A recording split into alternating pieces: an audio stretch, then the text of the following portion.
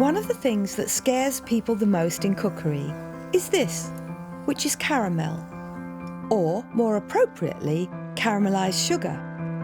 It won't be scary anymore though, because we're going to show you just how easy it is. Here we've got our own, tried and trusted, very solid saucepan, and it's best to choose one that's pale in colour.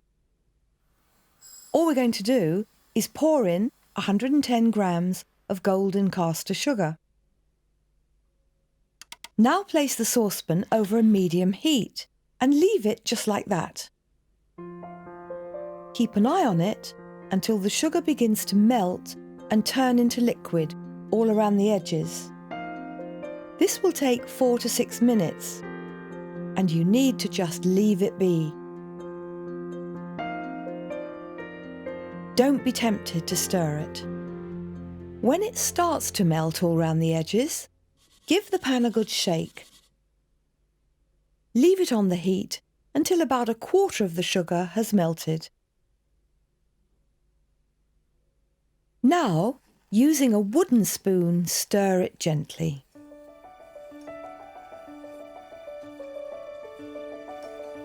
Until the sugar crystals have all transformed into liquid. And you can see there's none left on the back of the spoon.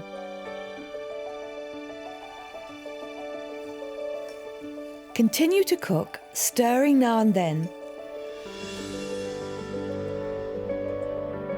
until the melted sugar turns to the colour of dark runny honey. And to see this is why you need a pale saucepan. The whole thing should take about 10 to 15 minutes.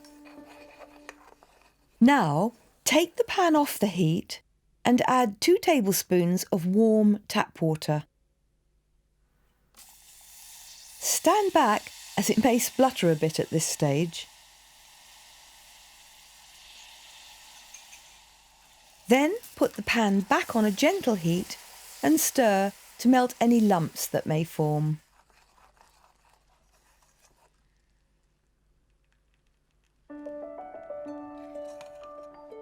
So that's how to make a perfect caramel. To make a caramel sauce, just stir in 3 tablespoons of double cream, let it cool, and then the sauce is ready to serve, over vanilla ice cream or cheesecake.